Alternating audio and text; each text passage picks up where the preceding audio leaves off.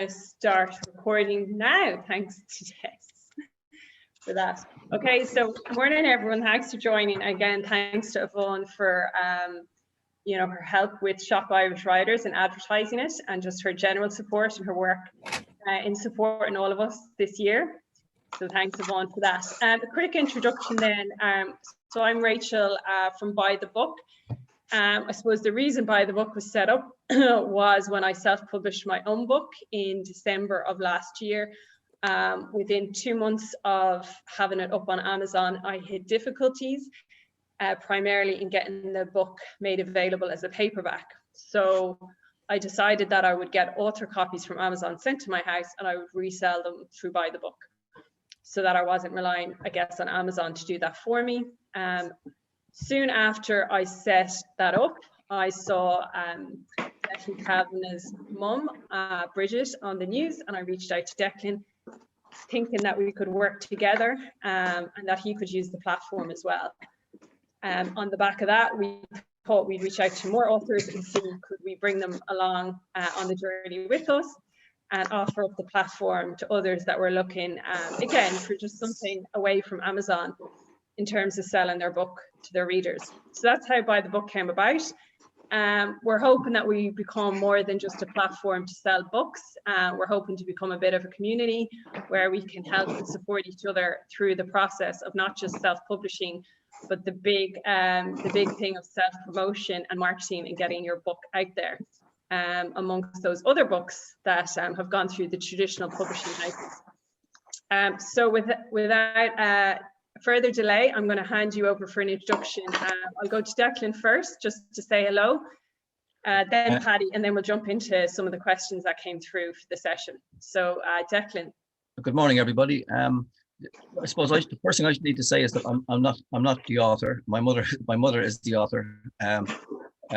She had written stories down the years and they were never published. So myself and my brother decided that we would try and put them together under the one roof, as it were, and get a book published, which we managed to do just in time for her 95th birthday. So really, I am everything that I will say or have written down is personal experience over the last year. I've written, but I'm not a published author, as it were.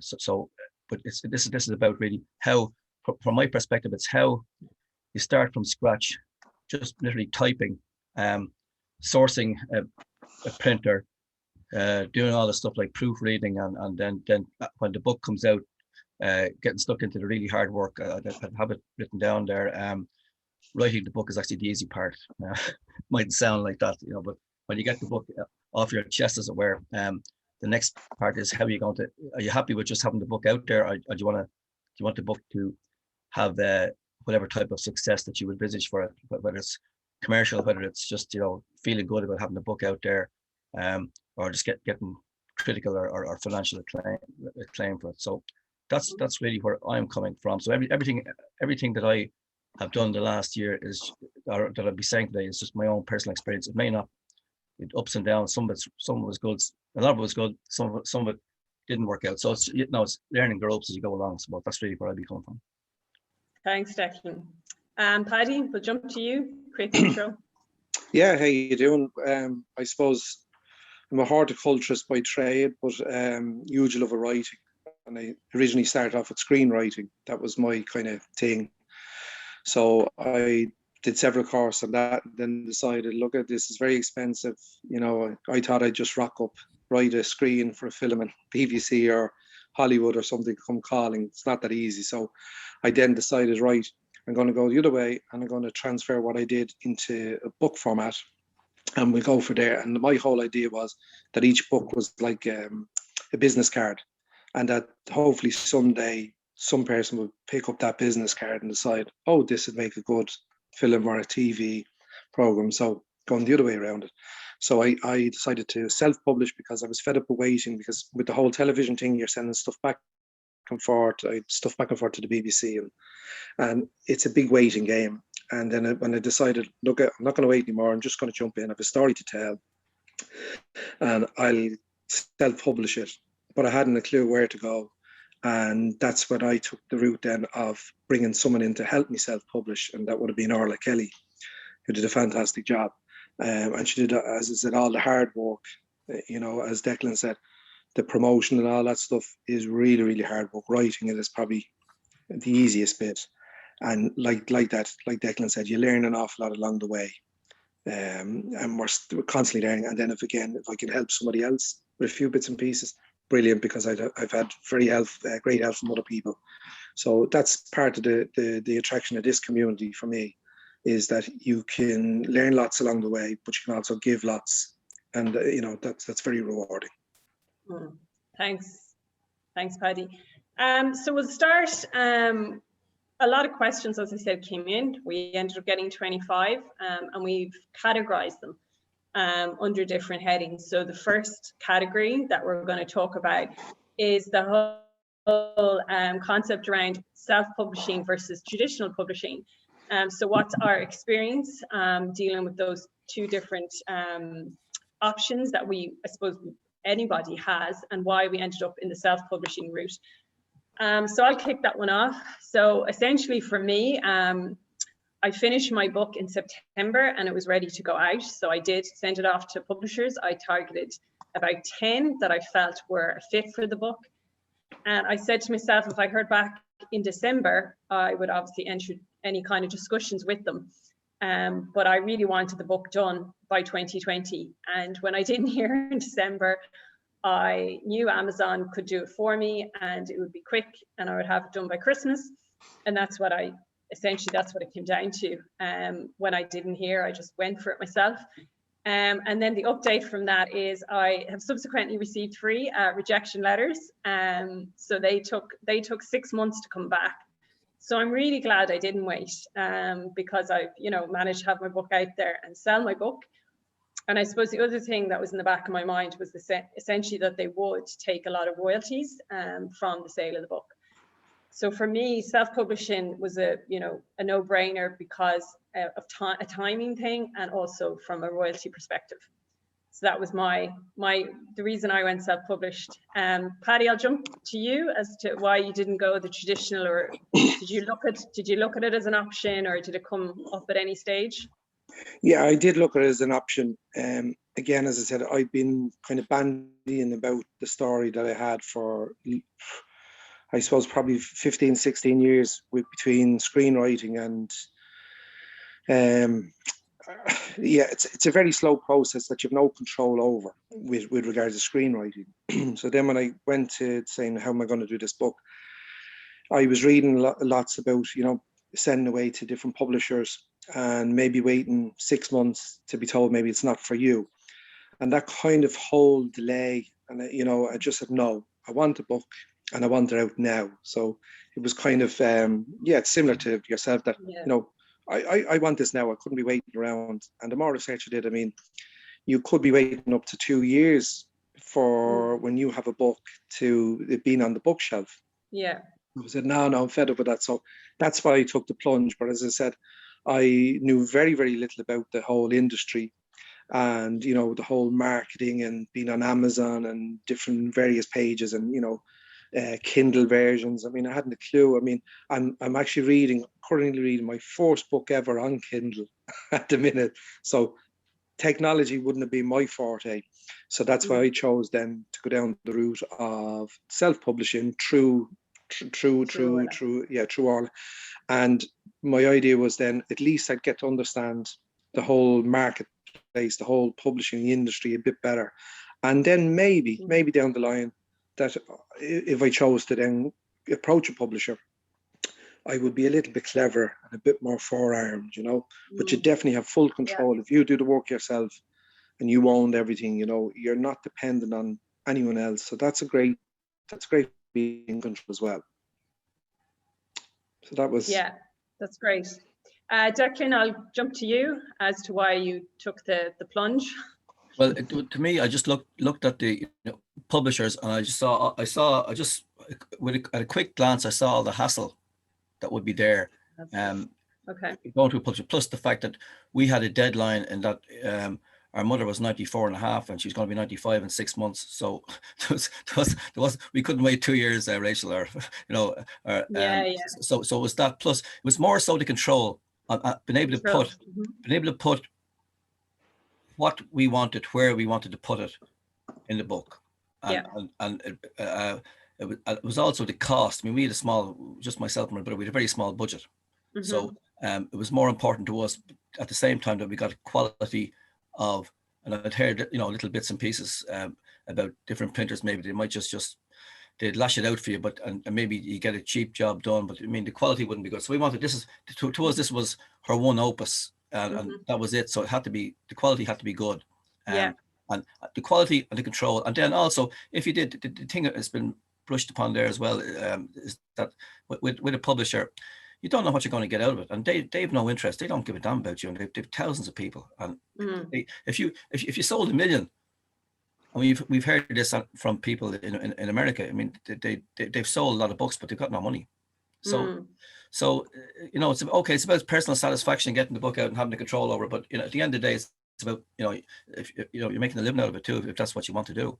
And okay, maybe down the road when you are selling millions of books, you mightn't matter that much. But when you're starting off, you need a few bob to keep you going. And publishers don't really care about that, and you won't get a whole lot back from them. Yeah, and that's basically it. Yeah, brilliant. So we're going to jump then on to the next category. So after then, I suppose we decided that self-publishing was the better option for us. What option within that option did you choose, and why? So I'm going to jump to Paddy on this. I know you've touched on it. It was the brilliant Orla Kelly that you went with.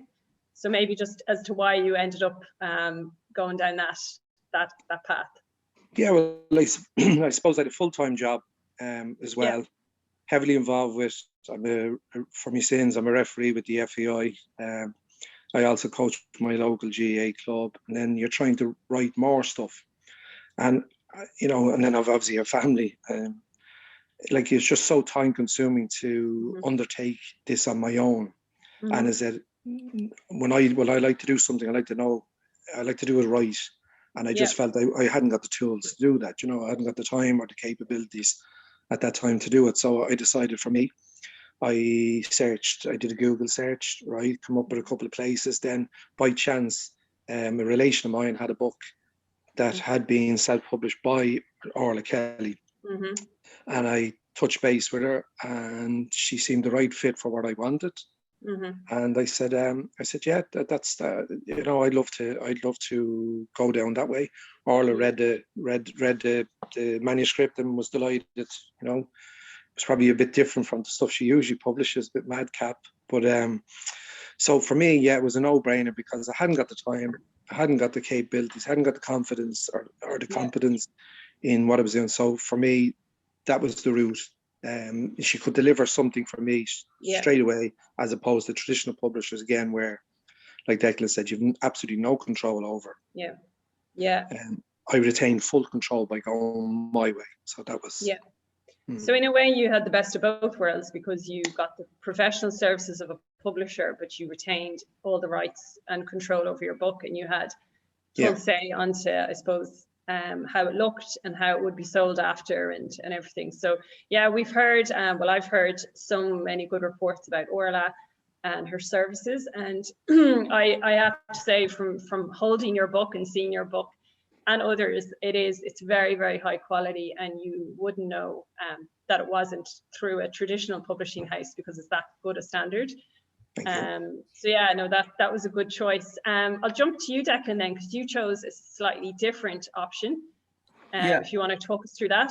I suppose really just to preface it, I think that if you have something in your head and you want to write it, that if you have the determination, nothing will stop you, whether it's Amazon or a printer that you go to, or going to somebody like Orla, or if you have that in your head starting off, that you're going to do this come hell or high water, then you will do it. So I suppose that's the way we started off. We had a time limit to get this done within, say, 6 months, and then it was a question of, as we're typing the stories out, it was a question of then getting a few quotes from printers, from private printers, and unfortunately the local printing company where I live went bust, so we had to look further afield. There's a friend of mine who had a book published recently by Anglo Printers in Drogheda, and I got in touch with them, and I got three other quotes. Well, one I just had a quick look at, didn't like it, but Anglo then came across as being reputable, good quality work, and they were very fussy about the work that they did. They sent me a few samples, and then I sent them three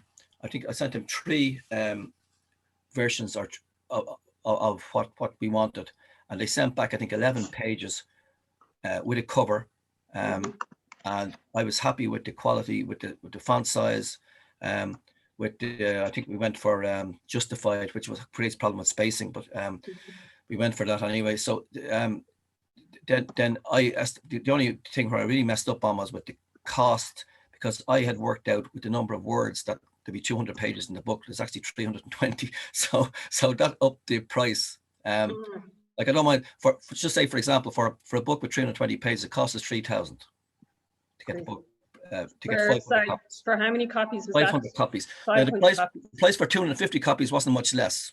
Yeah, so it made sense to go. Yeah.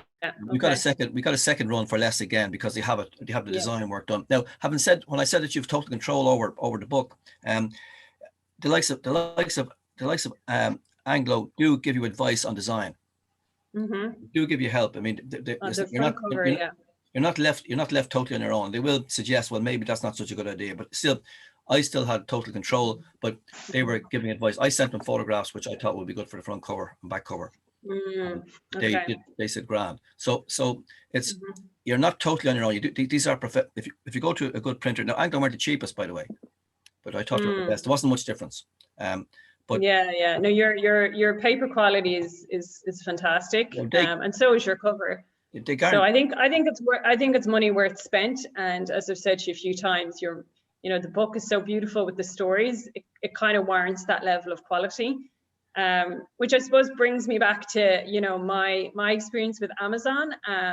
There's like anything, there's positives and negatives, and, the quality is not there with my book as it would be with yourself or Paddy's, just in terms of print quality. But for me, because it was a low cost option to me at the time, and I didn't have to come up with money to print several options, they have print on demand, which just worked for me for my first book. So I suppose that's why I went with that option. But I fully recognize and realize that the quality isn't as good as, say, with your book, but I feel like it's fine for what I wanted. And that's why I went with Amazon, and also because I'd heard that Kindle was a popular option for people to read the ebooks. It's not something I do, but at least through Amazon, people can buy a Kindle as well. And I guess I've had a mixed experience, and that's why I suppose I thought of the buy the book option, because it means that I get the best of both worlds in terms of I can get copies from Amazon at print cost, I can get them sent to my house, and then through buy the book I can sell them on directly myself. And if people want a signed copy of my book, they can have it. And it's kind of seen that opportunity where you aren't reliant on Amazon to have your book in stock, because for me that was the downfall with them. And a question had come in as well around Brexit and Brexit implications, and I don't know what everyone else's experience was, but that was the reason they said my book was out of stock. And it didn't help that this happened 2 days as well before the Ryan Tubridy show, which left me in a bit of a short situation to sort something. And to this day, so it's 2 months later, and my book still isn't back in stock on Amazon. So, I'm glad I didn't kind of sit around relying on them, because I'd be a long time waiting. So that's kind of an overview then of our self-publishing experience. I don't know, before we move on to the next category, which is 3 pieces of advice that we would give, or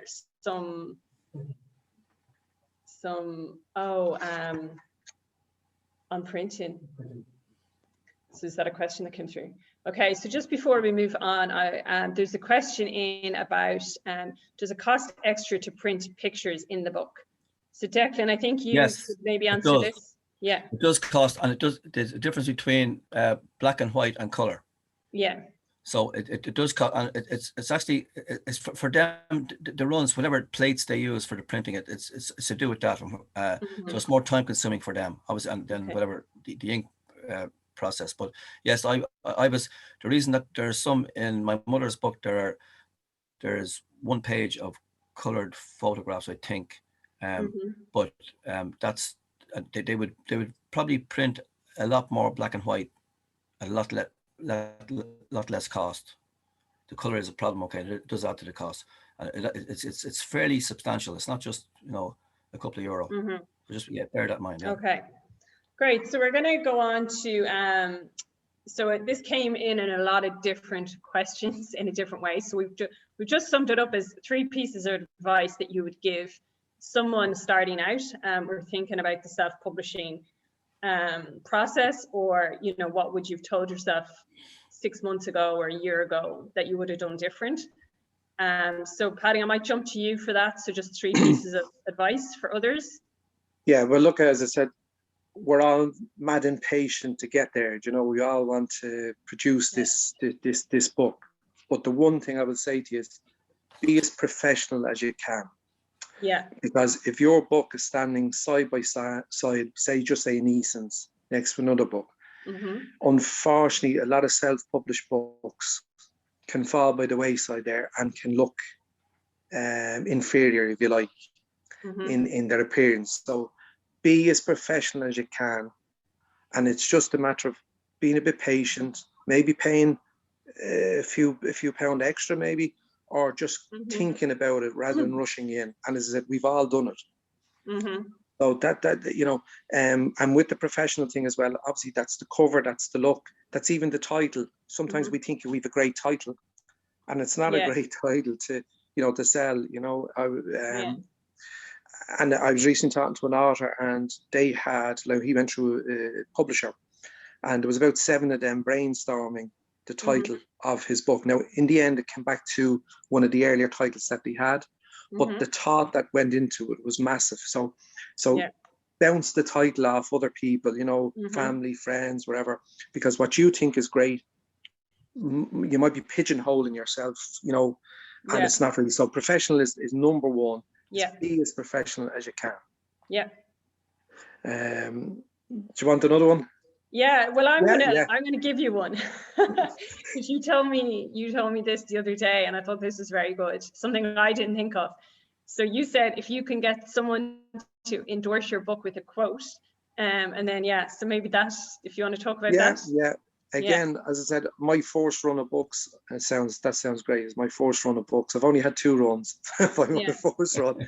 I printed 500 books, and delighted with them, lovely and the whole lot. But when I printed them off and I realised, and they were selling, like, that was great. And I got them into a few shops. But then I was looking at similar books left and right of it, and I was saying, they have a quote from a newspaper, a radio station, a personality, another author. And I didn't. So if you went in blind, if you went into a shop and said, right, I don't know either author, but oh, look at Ryan Tubridy has said this about this book, or the Sunday Independent, or, you know, whatever. Yeah. So then I said, oh, geez, right, how did I miss that? So I went back and had a look at other authors. And then again, what the established publishing houses do, they print off a few copies, they send them out to people in the media world and get the feedback. So then when they do their bigger run, they'll have all the quotes on them. Right. And so for the second run of books, it was great, because I was very fortunate then to have wrangled a quote out of Ryan Tubridy when I was on with him. The Irish Independent were brilliant, got a lovely review there. And then the Northside People, which will be a big free paper in Dublin, but well known, another super quote. So I would definitely say, if anyone's out there, before you launch your book, think, can you get somebody in the media, somebody well known, or somebody that, you know, that's liked, to endorse the book? Yeah. It's a great idea. And Declan, you kind of did something similar with Bridget's book. In a different way. What I did was I sent because you know, unlike Paddy's, my mother's book was, as we thought at the time, was going to be more local, more Roscommon based, you know. So I just went to an author and poet in Roscommon. I sent, what I did is I left it on Word without it being printed, without the book being printed, and before the book was printed, I sent sample stories just on Word, just by email. It was very simple to a few people, and they did the blurb on the back cover, and they did the what would you call it, the part of the introduction as well. Mhm. So or a forward, whatever you want to call it. Yeah. So that's it. Without what Paddy's saying is grand. If I think some of them do that, they print a few copies, Paddy, all right. Yeah. But say just for me, it was just because I we're self-publishing. I just said I'll chance my arm here. I'll just send off a few. What do you think of this? And if you like it, would you mind it appearing at somewhere on the back cover, or an endorsement on the back cover, or as part of the forward? And they did. That was grand. It worked. Yeah, no, that was a great idea. And the other piece of advice, Declan, I've received from you, which I think is important, and actually, Paddy, it relates to you as well, is around the knowing about the weight of your book. Yeah, very so why important. is that important, Declan? It's well, I found out it's just the rip-off charges of on post. To me, like if the bookshops were open in the ordinary sense, that they used to be before all these lockdowns, that wouldn't be as big a problem. But even when the bookshops are open, you'd be hoping that you'd be posting, you'd be doing online sales as well. Maybe it's a very important part of your of the process. So I got an awful shock when I went into the post office to post the first, because I was getting queries from America and from the UK and from all around Ireland, and I couldn't believe it. €9 to post a book in the Republic of Ireland. I said €9 in all of Ireland, but then America was $15.50. Yeah. Canada $15.50. The UK I think 11. But then we discovered as we went on, if you post 10 books or 12, 10 or 12 books, see, I don't know, my just there's 320 pages. It's heavy, like it's heavy, like heavy pages. So it's I forget what the weight is. Okay, they do it kg wise, but for me it was costing only a couple of euro more to send 10 or 12 books around the place. So, but just for one book to an ordinary, so you were saying, for example, my mother's book is €12, but for somebody to get that book in Cork or Kerry or Dublin, it was costing €21. I know, yeah. No. So just from the printers, find out the weight of the book. You'd have to go to a post, because they have a certain price for under a certain weight. I forget, is it 567 or 600 something? Yeah, 500 grams. Yeah. Something like that. So it's important. It might seem when you're writing the book, you just want to get it out there, but it's actually important for because it does put some people off. But then little thing we found out as we went along, that you can get, they don't advertise it, but you can get a thing for €6 from a post. Yeah. You get a big floppy envelope, which is no use, but you can also get a label. Yeah. The pandemic, but they don't. They're pandemic advertising, but they labels. don't want to get them to you. Yeah. So I think that was kind of what, like, obviously when we started working together, there was a lot of positive things that happened through the collaboration, but that was definitely one. Our weekly calls about the post office and postage prices, and for some reason it was costing you cheaper to go into your post office to the States than my lady. So we were back and forth until that day that the woman in the post office, she was charging €11 to the States. So we started sending everything for the States from my local post office, because it was $15.50 from every other post office. So just a thing on that, on that as well, Rachel, is I wasn't prepared for success, relative success. I wasn't prepared. Okay, we had an email address. Had I known you before this all started, as regards, because we had problems with Revolut and IBAN numbers. Also, the way we were working was people were emailing us. We were emailing them back saying, the IBAN number is, I haven't even got a bank account. I don't deal with the banks, so what they are. I deal with the credit union. So I had to give, my wife has a bank account. She has to have one. So I had to give him my wife's IBAN number, all that sort of stuff. Then they'd be asking you what her name was, where the branch was. And then the Revolut for some reason didn't work. It was only when Rachel got in touch with me by the book, and that goes through Stripe. Yeah. It was instant. Yeah. So I wasn't prepared for any of that. Now, luckily, I two brothers who are very helpful. Yeah. But you have to before your book goes out, you would have to have people, because we're not, we can't do it all ourselves. We'd like to think we can, but we can't. You need, from my experience, you need a few people around you who are good at sales, good at technology, and good at talking to people, and who don't mind driving around in their car or whatever, delivering to bookshops, or so just that. If you have that in place before, so be prepared for success, and listen, if it doesn't happen, at least you tried your best. But, yeah, no, I couldn't agree more. And I suppose I'll jump quickly to some advice on that as well, because I had the same situation where, and I have touched in it, where I hadn't really been prepared. Well, I had handed over the process to Amazon and assumed that they would just do it for me. Why wouldn't they? You know, why wouldn't they sell my paperback and the ebook? And when I got to a situation where that wasn't happening, I had to kind of scramble to sort it out, and it was a bit too late, and I did miss, I suppose, the sales, you know, a sale opportunity because of it. But I've learned since then. So I've learned, you know, have my copies in my house ready to go and have a platform to sell them. So, you know, that was a huge thing for me. But the other bit of advice I want to touch on was because, you know, I suppose I hadn't really thought of this when I pitched to RTE, and we will cover more of this in the marketing section. But the advice I would give is to know your story. So not just to know your book, but to know your story. So what led you to writing the book in the first place? Because a lot of the media are looking for a different angle, and they're looking to know you more than just your book. And I suppose the feedback I had from RTE from the very start was, you know, we don't sell books, but we sell stories. So if your story resonates with us and with our listeners, then we're happy to have you on and you sell your book on the back of that. But we don't just have you on to sell your book. And that was a huge learning thing for me. I hadn't really realized that at the start, you know, in terms of like the personal side of why you wrote the book. And that's advice I would give to anyone, you know, on this journey, you know, to think about that and to pitch that, because that's as important as your actual book, and that's what will get you into the media and it will get you the interviews and, you know, subsequent marketing. And then the other piece of advice that I would give is in terms of partnering. So having your partnerships. So, you know, as I said, myself and Declan have worked quite well, and now obviously Paddy and all the other members in Buy the Book. So that's really important, you know, when you're going through it, because there's so much learning in this space, and there's so much yet to be learned. And by partnering or by working together, it's like we can share experiences, even if it's that, you know, the stamp prices or contacts in local bookstores or media or whatever it is. So for me, you know, being prepared, knowing your pitch, your story, and then thirdly, you know, having partners in the industry, whether that's other authors or, you know, even being on those Facebook groups and meeting people that way, it's really important.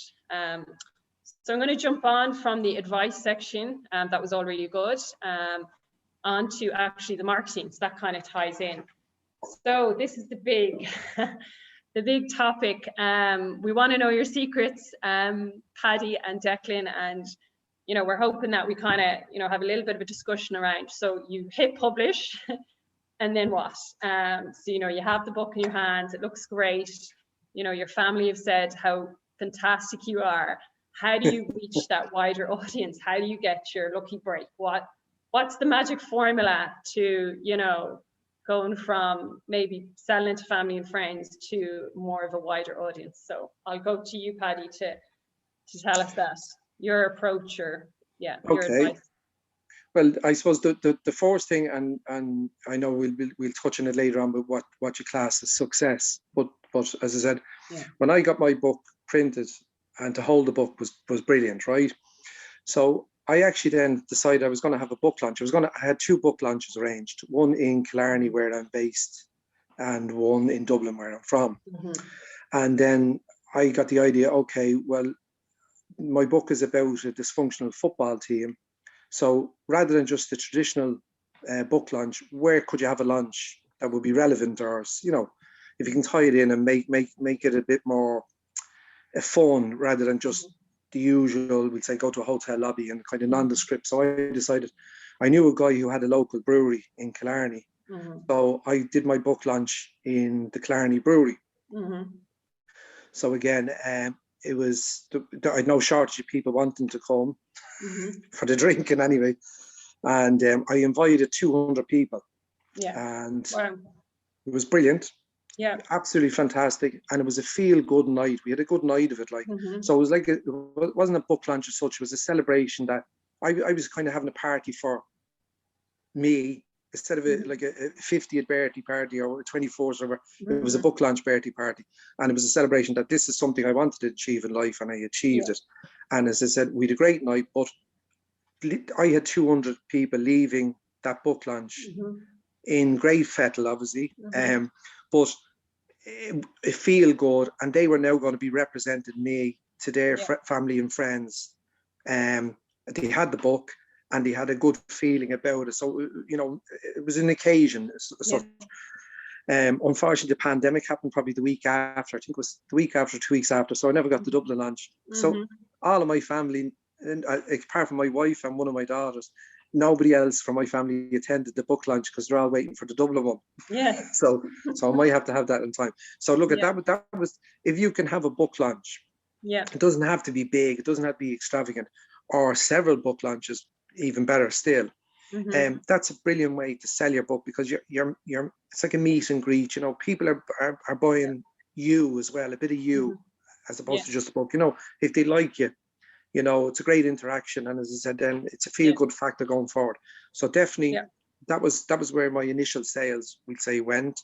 And then on the back of that, when people are saying, "Geez, got your book, read it," or I know somebody that has a shop, I'll ask them can they put it into that shop for you. So now all of a sudden it starts growing. You know, your network is developing. So that was a big part of it. Now, I was fortunate again that I had gone through a self-publishing company, Orla, and she had a couple of contacts in bookshops, or else she said, try these bookshops. So that was, rather than cold calling, I had a foot in the door as such. Now, a lot of bookshops, a lot of local bookshops are really open. You know, they're really good people, and they're really open to supporting local authors. So that's brilliant. So don't be shy about it. Even if you don't know them, go in. To go further afield, then that could be more difficult, because there's two main companies in Ireland, Argosy and Eason's, that control all the bookshops. And again, I can understand a bookshop kind of, they don't want to be dealing with 1,000 independent authors when they can just deal through two big companies for, in regards to sales and records and all. But as I said, you know, do put your foot, knock on the door, bring your book with you, and sell it that way. And then, as I said, sorry, Paddy, can I ask you, because I'm really interested, you talked about this before to me, and I think this is such good advice. How did you get on the Ryan Tubridy show? How did you manage that one? Right, what was the advice you got? Well, it was through Facebook. So I say, like, get involved with relevant Facebook pages to whatever you're selling. So to me, I was selling, like, okay, it was a football book, but it's not. Football is only the backdrop to it. It's a social commentary. And if you like kind of the snapper and the commitments and all, it's that kind of Dublin wit. So then I looked at there was lots of these Facebook pages with groups that were from different areas in Dublin and so forth. So I started joining them pages, and then, you know, was looking to see if there was anyone else advertising the book, and then made contact, and through one of them pages, made contact with an author. And he had his book on Ryan Tubridy. And he'd also had his book reviewed in the Irish Independent. And I just asked him, I just made contact, sent him a message. And in fairness, he was very open. And he was the guy that said to me, right, there's no point in writing to a radio station and say, I've written the greatest book ever. Please have me on your show. Not going to happen. No matter how good and your book might be the greatest book ever. But what he said is, it was the story behind the story. So his story was, he wrote a gangster book, but his story was steroid abuse and so forth. So as you said, Ryan Tubridy was interested in the story behind the book. So have your personal story in place. My big part of it was to encourage more men to read, because when I was doing my research, as I said, buying fiction in Ireland, it's 80%, 20%, as in 80% of women buy fiction, as opposed to 20% of men. Men tend to gravitate towards autobiographies and factual books. So we all know the benefits of reading. So that's a huge thing with me. I want to encourage more people to read, like everyone to read, but particularly men, and particularly men from kind of working class areas. And that was part of the story, how I got onto Ryan Tubridy with that angle. So it was unique. Yeah. Yeah, And you can, find your unique selling point if you like, but you're selling you the person, yeah. and the book is secondary. Yeah, it was really clever because I listened to the interview and you could hear Ryan himself was surprised at the statistics. Yeah. And being such a reader himself, he was interested in hearing about the statistics, and you spoke about it quite well. So even though it had nothing to do with your book, it was a foot in the door. Yeah. Which I'll jump then to Declan, over to you on this, your foot in the door to RTE, because, you know, that was incredible to get that prime time 6-1 slot, and to see Bridget, it was such a lovely piece. So maybe you can tell us, I suppose, how that happened for you, and, you know, was that something you thought about? I'll start with the launch though, in that. Of course, yeah. My mother's book hasn't been launched yet, obviously, for the same reason, but both the Roscommon County Council have offered to do a launch, and also an association. So it's links like that you have would help you. Say Roscommon County Council will do a launch in September, October, all going well. And Roscommon Association in Dublin would do a launch in Dublin. So it's like what Paddy was saying as well. Although I thought, Paddy, when you were writing a book about a dysfunctional football team, that you would have gone to the FAI headquarters for your life. Would have been more appropriate. But what happened with us, I had organised Shannonside Radio and the Roscommon Herald, and paper Roscommon as well, for publicity before the book came out. But the RTE thing came about a bit out of the blue. They a friend around, my brother had a friend. There was something to do with the PUP payment, and we just got the contact through that way. And my brother contacted RTE, Connor Hunt, I think is his name, and he was very. And it's like what Paddy was saying. It was topical. It was good news. The angle was good news. Well, two things: a 95-year-old woman's first book, right? That was big, like, for them. And the second one was, it was a good news story in the midst of all the doom and gloom. And that really, they're the two things. So I got onto RTE television, I got onto RTE radio for that reason. But funny, that gave it the initial surge. But you see, after that, then that lasts a couple of days or a week, you know, if you're doing well, because there's different people on every day, and we know this is ongoing, and if somebody else comes along and your story is forgotten about. So the point I was making and what I typed up, Rachel, was you have to have something after that initial. We got a lucky break with RTE. That's first of all, to get that out of the way. We got a lucky break, got great publicity for her. Didn't get great sales out of it. Great publicity, put it out there. So it's like what the woman in America was saying about, she will publicize it, but she won't guarantee sales. But the next thing was, we needed something which would keep the story, keep the book, and keep my mother's story in the headlines. And you have to have, I have to call it an after story, an angle on, okay, maybe she got in touch with somebody that she hadn't spoken to for 80 years, because of the book coming out. So that's a good after story. Or if it's something to do with, if your book is something to do with an anniversary or something topical, like what Paddy was saying as well, all of these things, it's an angle. It's not just about the book. For example, the initial story with my mother's book was, 95-year-old woman has her first book out, but was the book any good? You know, like, you know, that's what we had to push afterwards. When I was emailing newspapers or different, some of whom got back to me, some of whom didn't. I was actually saying, well, yeah, this was a great news story at first, but what we found, the feedback we've got, is that people are actually enjoying the book itself for the book itself, because she's a good writer, not because she's 95. So that was a few different after stories or after angles there, and that's to keep it going after the initial week or 2 weeks or a month. 6 months later, you're still going to be selling the book. And no, I totally agree. Like, it's any publicity is good publicity, and, you know, we were all, I suppose, individually lucky with the RTE break. That doesn't still necessarily mean big sales or anything, but it gives you a I suppose, credibility. If RTE have, you know, given you the time, it gives you, maybe, you know, I find personally going through RTE, they really helped me in getting my story together, because it's something I hadn't really thought about. So it was a really good experience. And then I remember after the interview, they said, look, you know, download the interview, spread it around, and use that now to get into bookstores. And, you know, you might get further interviews from it.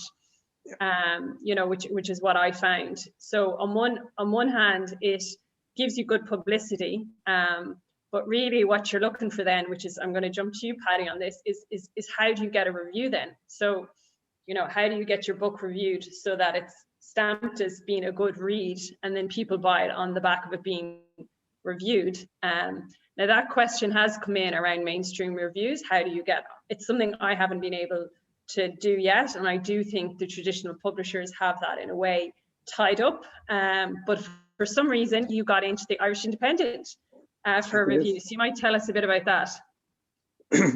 Yeah, well, as you said, look at the traditional publishers, they have that boxed off. So that, look at that's life. Get over it. There's no point in us all moaning about saying, oh geez, they won't come back to me now. It's just life. Okay, so what you have to say is, right, set that aside. Now, how can I get around to circumvent this kind of close shop or this kind of, you know, setup? And as I said, unfortunately, you might send out 100 emails, 100 newspapers and so forth, and they don't get back to you. That's life. Now, I was fortunate as well to get onto Dublin City FM and also Liffey Sound FM. So they were another two pieces.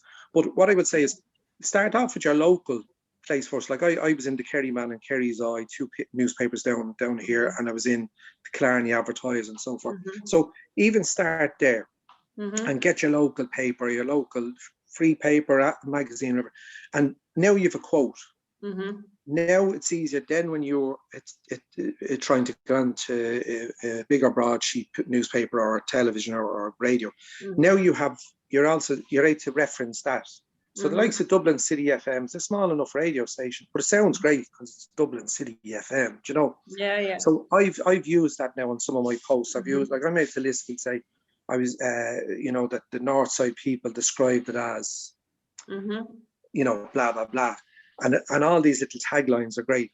So again, but with the Independent was the same lad that I spoke to about getting on the Ryan Tubridy show. He said to me, he said, like, try this guy in the Irish Independent. He said he gave my book review a great review. So lovely. So I tried him, but it was about 4 or 5 months after my book was launched. And as you know, a new book is only a new book for probably the first month or two. Now it's not a new book anymore because there's 1,000 other new books have been published after you. So you're not topical anymore. But in fairness to him, so I sent him off the book and, you know, a couple of emails. And in fairness to him, what he did is I think it's every Saturday, they have obviously their main feature, but then they have like a group of, I think it's 6 to 8 books that they do a smaller feature on. And in fairness to him, he was very good. And I don't know the man from Adam. He was very good. And he said, look, I've read your book. I liked it. I'll include it in one of the smaller. So I got it into that.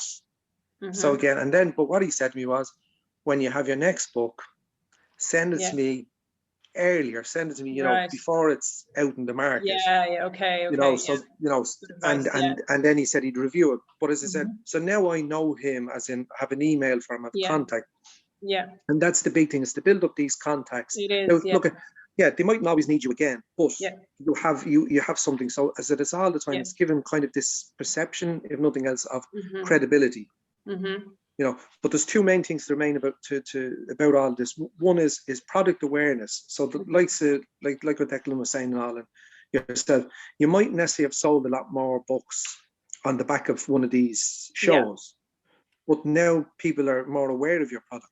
They are, So split them in two. You know, don't think, oh, just because I'm on something, I'm gonna sell 1 million copies. You're not.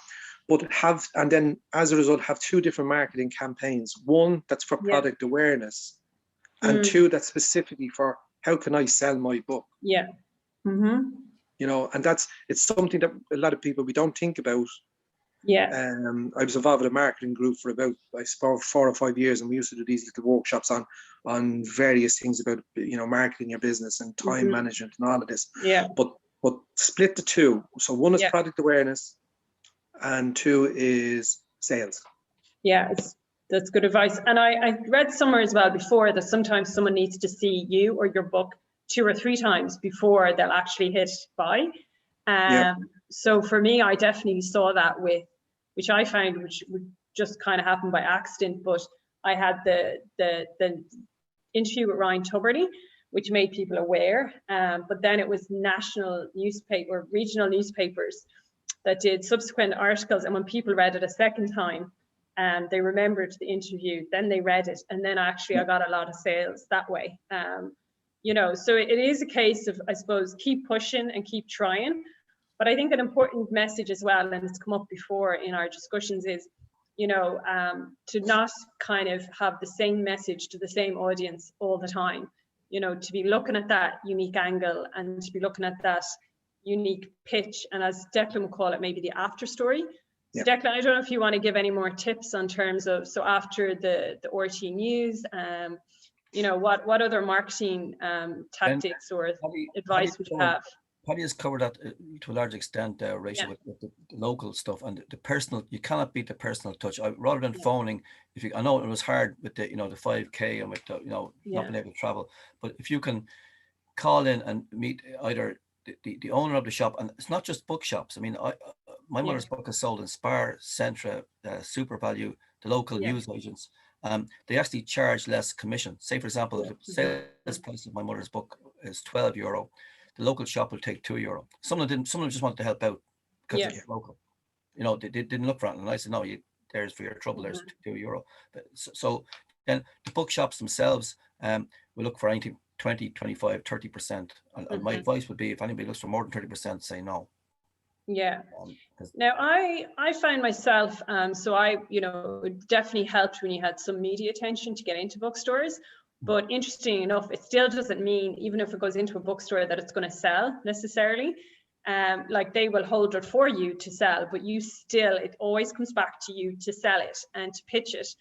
And what I have found is that, you know, which again was an approach I realized after, was as it went into the local bookstores, I just focused on the West Island. I, you know, went with 6 and then subsequently went into O'Mahony's and Limerick. But I suppose for me, it's then trying to get the local media then in those regions after it goes into the bookstore to remind people again, it's there. But going back to Paddy's point, you do have this 3-month kind of window, or, you know, maybe 6 months max before your old news or your book is old. And there's so many other books then that come in that will get priority. You know, and I think that's been a positive but a negative thing with lockdown, in the sense that a lot of new books haven't come out and the publishing houses have slowed it right down because they're so reliant on bookstores being open, which has given a bit of an opportunity for us to kind of push our books regardless of whether bookstores are open or not. But equally, there is that thing where, you know, a lot of sales happen from people picking up your book in bookstores and trying to get that. You know, there's no point being in a bookstore either if you don't have a good location in the bookstore.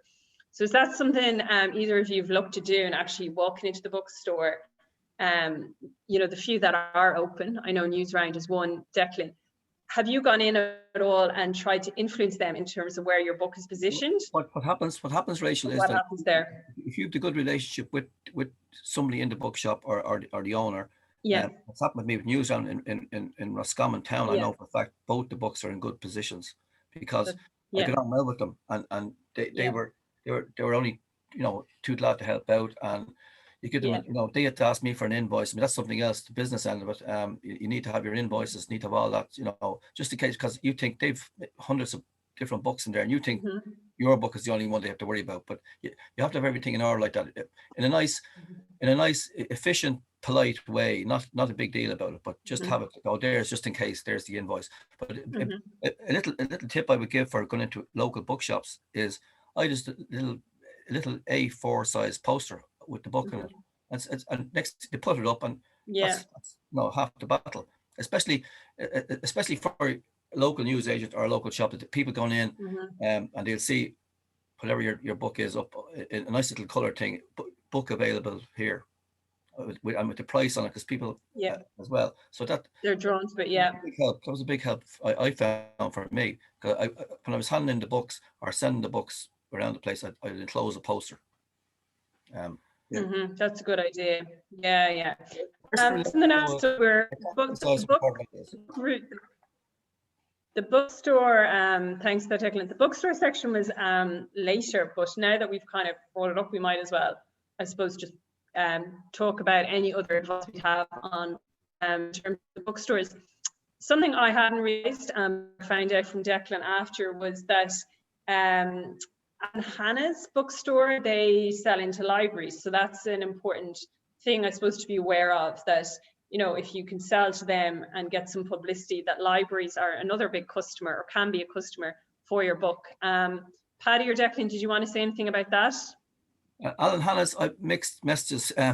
I've since found out through yourself, Rachel, that they don't have the exclusive rights to sell to libraries. I was given the impression that Alan Hannah's, the Inner Mines there in Dublin, that they were the only ones who could sell to libraries. This is not true. I mean, I was told this a good while ago, and you've sold books directly to a library. So,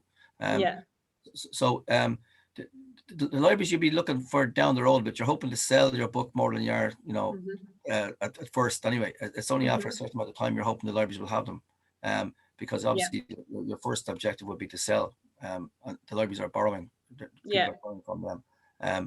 But it's the whole thing. I'll just say it one more time: the personal touch. You cannot beat it. Call in, say hello. I know you can't shake hands nowadays, but you know, just build up that thing, and then when you build up that first, after that first chat, you can ring them a week or two later and ask them how you fix. You need a few more books, you know, blah blah, and then payment, of course, comes up as well. They'll send you a few bob as well. Yeah, so.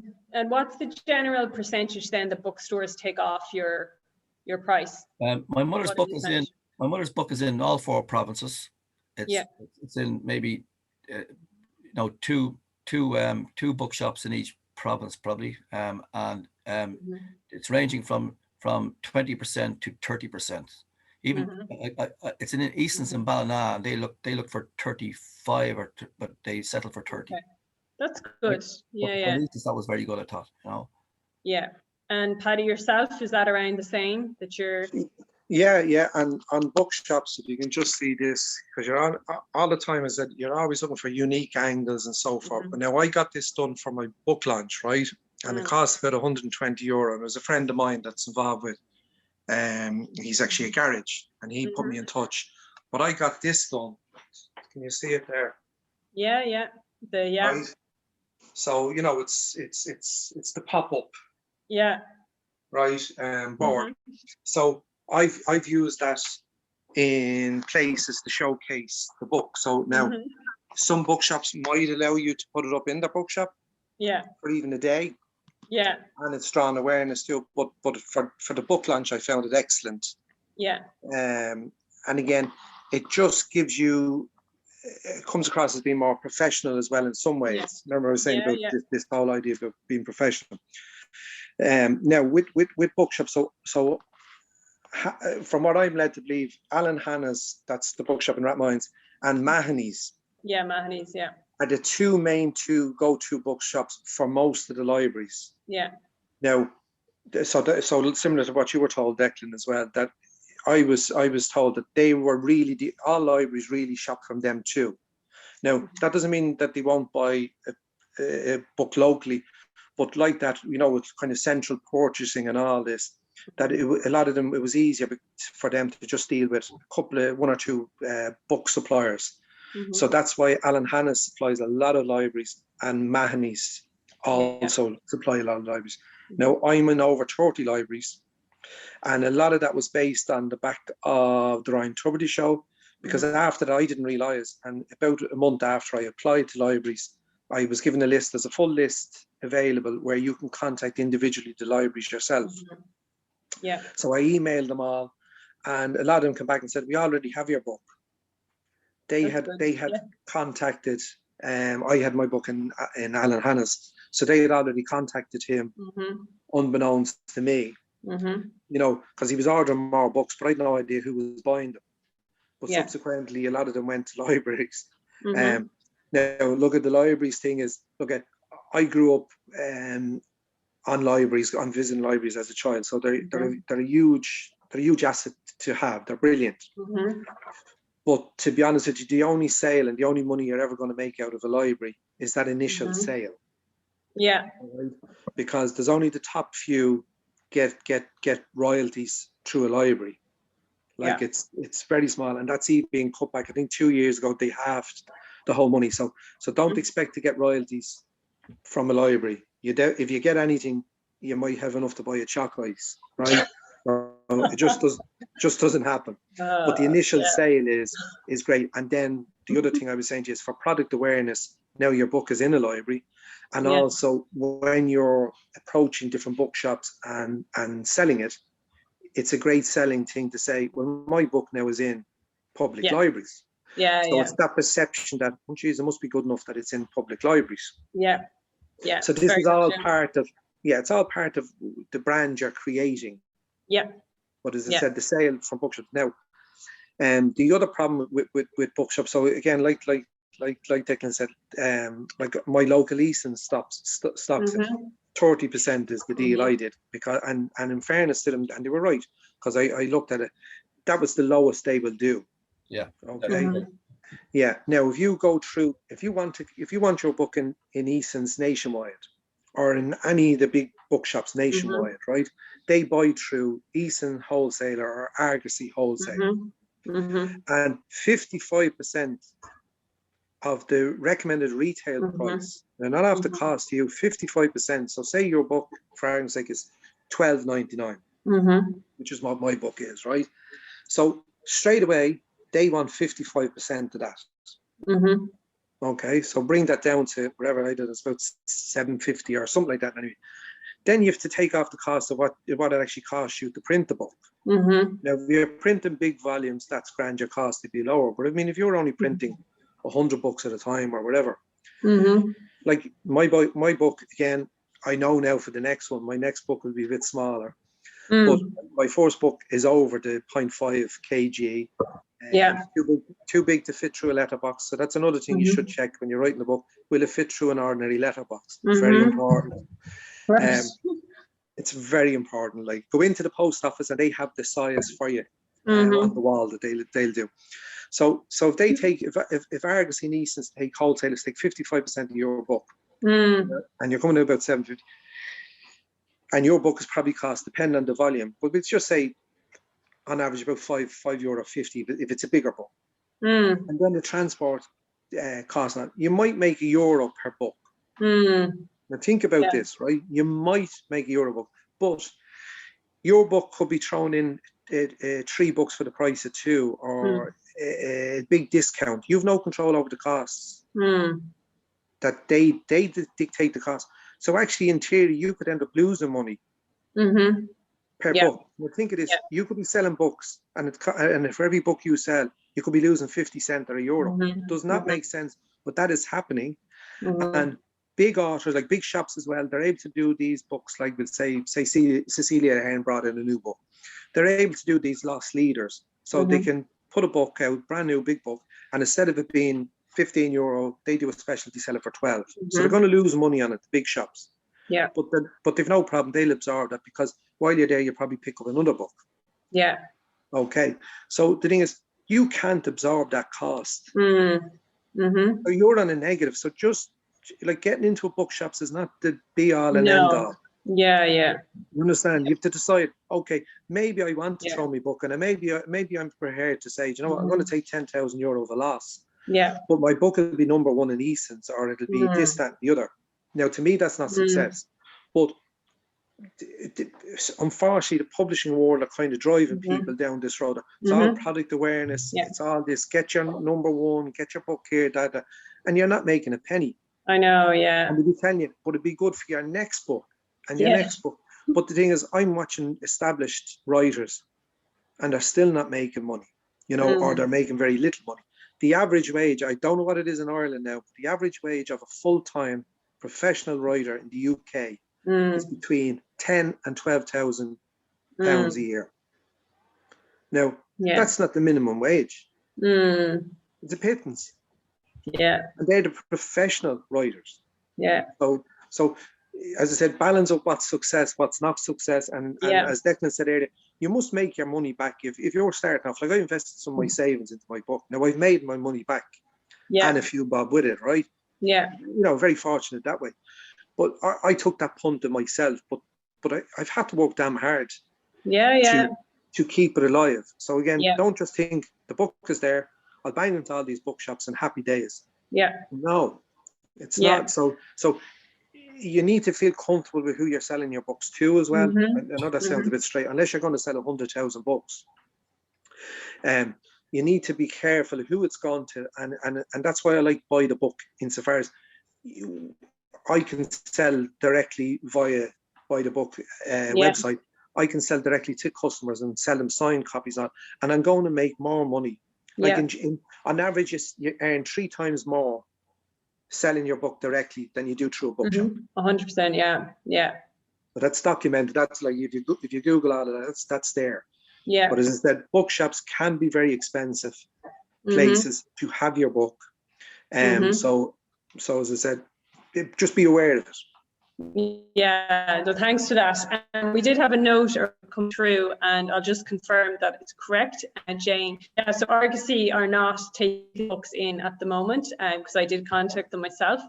So obviously their answer to me was, with the pandemic, they're closed. But I just, what I did was I just rang the bookstores myself and avoided Argosy. And actually in doing so, it was probably better, because when I dealt with the bookstores myself, I got 30% as a discount price, where if I'd gone through Argosy, it would have been 55%. So everybody takes the chunk out of the pie, I suppose. So at least, you know, again, I came across a lot of things just by doing and by, you know, learning that way. And I had thought, go through Argosy and let them deal with it. But actually myself, dealing with it myself, I keep an extra 20%. But, you know, it all comes down to as well, and you touched on it there, Paddy, is the time, you know, that you have yourself. And, you know, that's a consideration always, time and budget and money and what you're looking for, you know, from it. Yeah. And, you know, for me, I do have the time to market my book, to sell my book to bookstores, you know, to go to the post office. You know, I do have that time and I'm committed to it, but I can understand, you know, if you're in a full-time job and you have families, you know, sometimes it is easier just to have someone else do it for you. And it's more about the, you know, the recognition of having your book in certain places and read by others, as opposed to the financial side of it. And I did have that advice given to me very early on in the process by a lovely author who said to me, you know, don't do this for the money, because it's very hard work. And, you know, there's no quick and easy way about it. And unless you're up there selling millions, you know, it's to make a living is quite hard. So I kind of, you know, asked myself, why was I doing it? And we will touch on that in the end, in terms of what our idea of success was. And, you know, for me, I didn't go into it, you know, thinking it, you know, for financial reasons. There was other reasons, and that is very important. And then that, you know, you're prepared to do the work, and that you're prepared to kind of sell it and go behind it and put in all that's involved in that. I want to just jump on quickly, just to run through, try and get through some of the stuff that came in.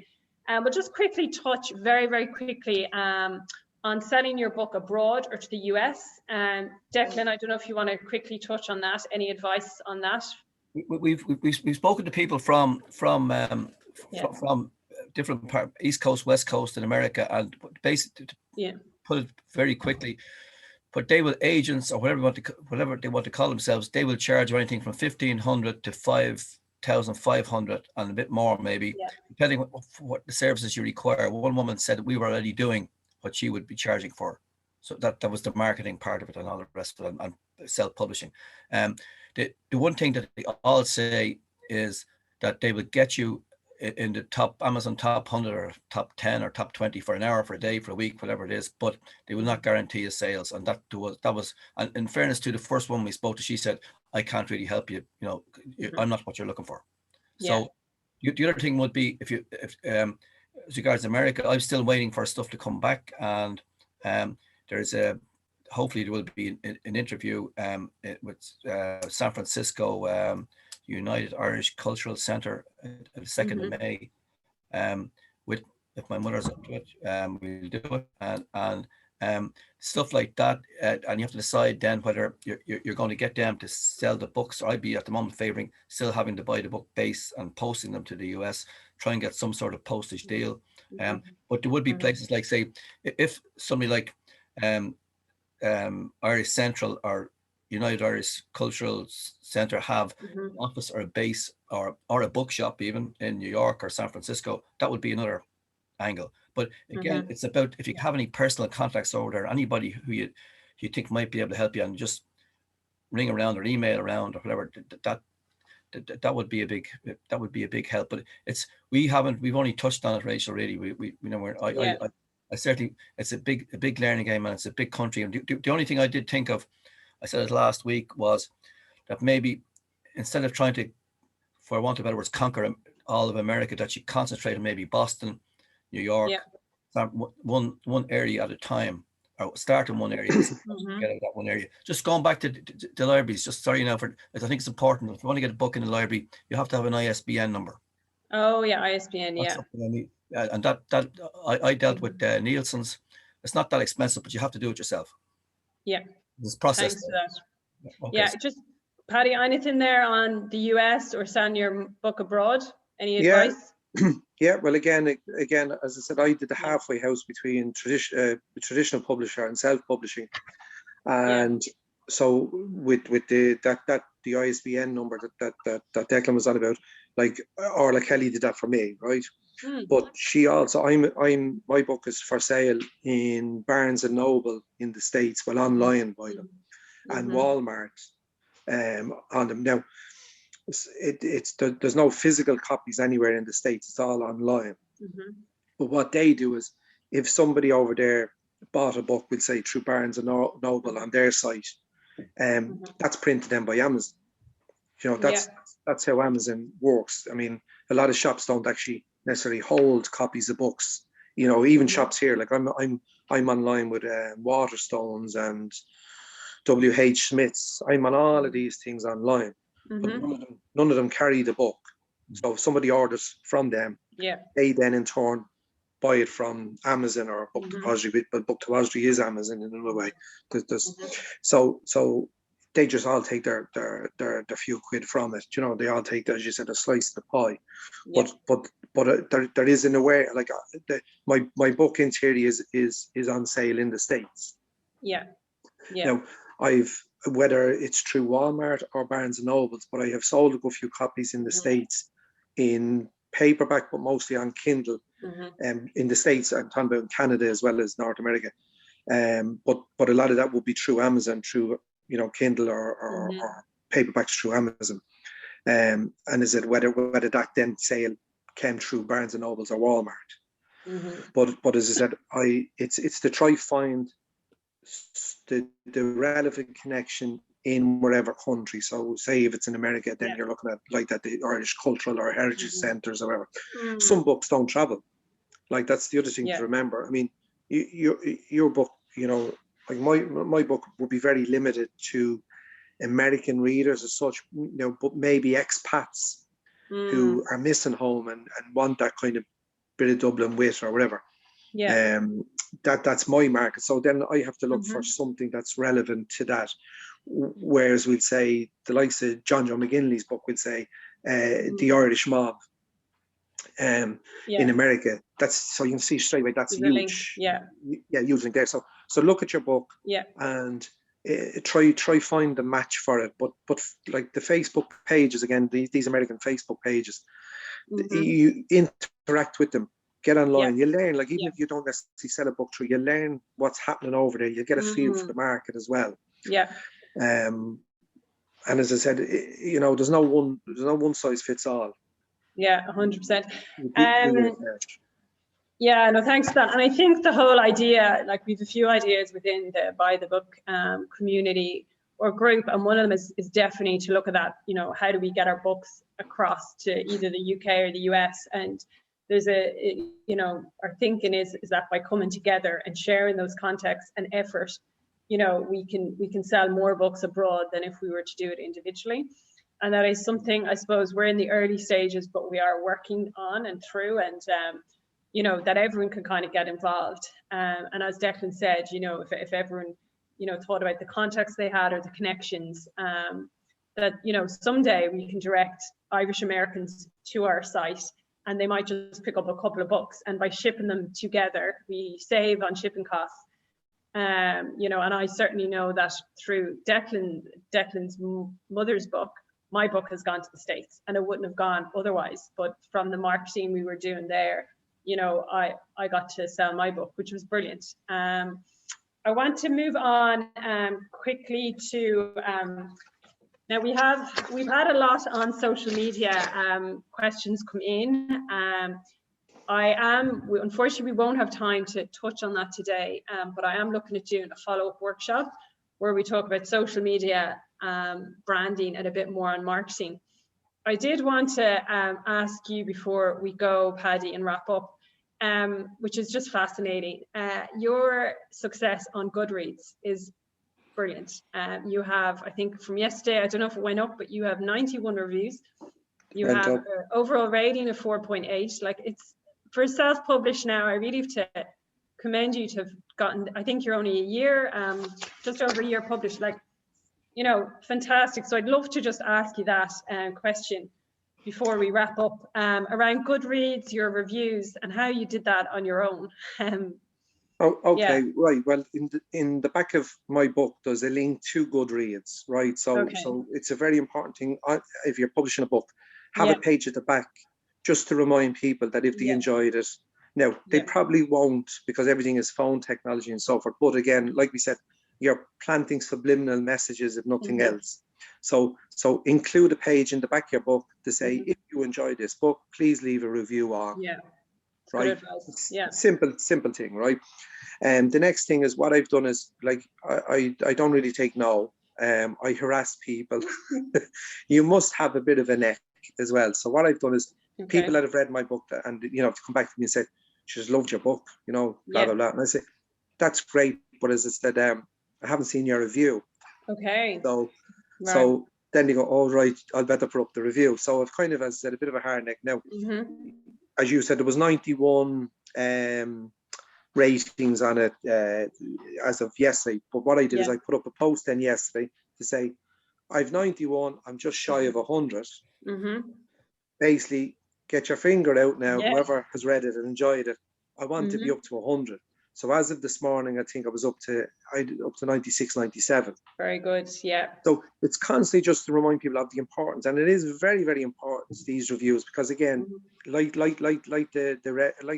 we say, if you have no recommendation or endorsement on it from somebody on your physical book, right? Well, how else do you have that endorsement? So reviews are your endorsement.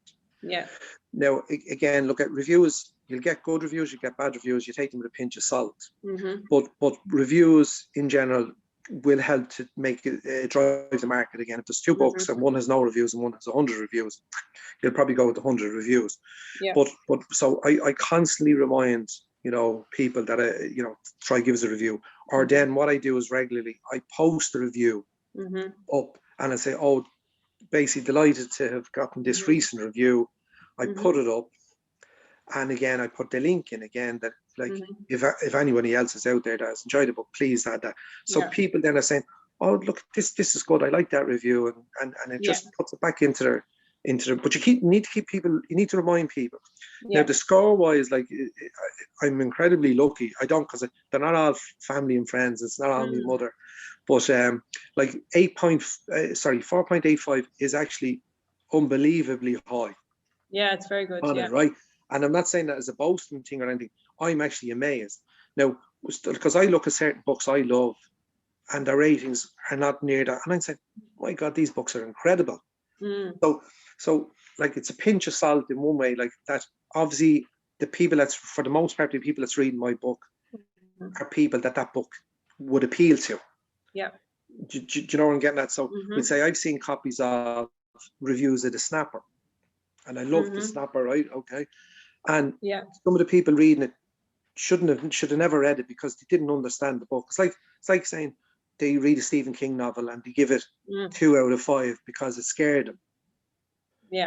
Don't buy a Stephen King novel. You know, there's something in that. So I've been very fortunate that through my marketing, I've hit my target audience, I feel. And then as a result, the feedback from them people is going to be a bit better because it's the type of people that the book really appeals to. So it's in tandem. Market your book to the people who the book is for. That's good advice. And as I said, but keep reminding, keep pushing, keep, cajoling people without being a pain in the backside. But you must do that. But I said, and what's great is the reviews are one thing, right? It's okay if your mommy or your daddy says, "Oh, this is the best book I ever read in my life," right? That's great, yeah. But it's when you get reviews from strangers. No idea, you've never met them in your life. It's not that. And you get a review, and they've touched on something that what you were trying to convey. And they got it. That's a great sense, and I've been very fortunate to have got that type of review. So it's not all family and friends, but family and friends do help. Yeah, of course they do. And we'll wrap up on that note, because you've touched on it, which is your definition of success. And you kind of, which hit something there with me as well. When someone you don't know has said something, and that was part of what you were trying to do with the book, and you get that back, that must feel like success in itself. It's a lovely thing. It's a lovely thing to hear. But as I said, I go back to the very start of what success is. Success to me was I had an idea in my head. I had a story to tell that I felt I could only tell. And I always dreamed of writing a book, holding a physical copy in my hand. And to me, that was success. Now, success then, I've new ideas and I've new challenges I've set myself. So I've new I suppose levels of success. But initially, the success was to me that was success. Whether sold 1 million copies or 1 copy. That was success there. So everything else is a bonus. Very good. And you said as well in your answer, actually, the first time you held the book. Yeah, well, I said 2 things. I said, Jesus, this is a lot bigger than what I thought. Had no idea about the postage, Declan, at that stage, but that caught me. But I just couldn't believe. I'd written the book and the whole, and just. I don't know whether people are aware, the kind of the average word count for a book, or the industry standard kind, is about 90,000 words for a book of fiction. Okay, my book finished up, I think, 115,000 words. Right now, if I'd have known that, I'd have kept it at 90,000. But no, I enjoyed the journey, and it wasn't finished. It needed to be that long to be finished. But just hold up the physical copy, and then the front cover, like for me, it was a real personal journey, because the front cover of my book was taken. The photo was taken by my wife's cousin. She just had a good camera. That was it. She's not a photographer, and I'm on the front cover with my 2 sons and lots of my friends. Like all them scallywags you're looking at are fellas I cajoled and work colleagues, and as I said, 2 sons and a cousin and stuff, and. So I designed, if you like, but that was coming back from what I envisaged it to be as a screenplay. That's the image. So I did a lot of the work with the whole cover of it, and I was delighted then that Orla Kelly was able to do compliment and do the rest. And she did a fabulous job on the rest of it for me. But as I said, at the end of the day, just writing your book and holding that physical copy is a great feeling. And that's, to me, that's a success. One last statistic I'll leave you with on that was that of the 100 people, we'll say, for every 100 people that actually start to write a book, only 3% of them finish the book. Now, but that's 3% of people who actually started the book. But in many thousands of people say, I'm going to write a book. Think about it. So doing the book and finishing the book, that's success. That's success. Very good. Thank you. Thanks a million for that, Paddy. Declan, I'm going to finish with you. So in terms of success, what would you say that has been for yourself and Bridget? Well, for me, it was getting it out there. For my mother, I think you put it down there, Rachel. It gave her a whole new lease of life. And it's something she never thought she would do. She got it done. A few things she said. The morning after we showed her the book, we did her room, and she just said, "Have I really got a book out with my name on the front cover?" And she didn't believe it. Even though I was showing it, she had it there in front of her. That sort. So it was just that personal achievement. To her, nothing to do with sales. We thought we sold 50, we'd be doing great, The rest would be family and friends. But it was that. And the other thing which stuck in my mind, what she said, was that she, at this stage in her life, she probably would never go to America. But I said this to you before, but the fact that, you know, it's a huge consolation to her that the book has gone to parts of America she'd never even heard of. So that's one. That's one idea. The other is all. It's a cliche. It depends on what you want. You know, it's is it personal acclaim, critical acclaim. Is it money? Is it financial reward? And all of those things probably. But for me and for my mother, I know for a fact my mother was just getting the book out there, getting it out of her system. Even at 95. Yeah, and that was. Yeah, no, it's a fabulous story and a kind of inspiration to all of us to never give up. And, you know, even if it is at 95, that, you know, you can achieve this. And she's been doing interviews and she's just such a fantastic lady. So we wish her all the best. And I just want to thank everyone so much for participating today, for joining, to Paddy and Declan for your time. It's just been fantastic. We do have a document to send out where we've actually written some of the answers so people can kind of go back and have a look. I'll send that out later today. And as I said, we are looking at doing another workshop maybe in about a month's time. And we'll look more then at social media and go back on some marketing and promotion tips. So with that, we're just at 11:30. So thanks to everyone. And yeah, we'll be in touch. So thank you. Bye. Bye, everybody. Bye. Bye. Bye. Bye. Bye. Bye. Bye.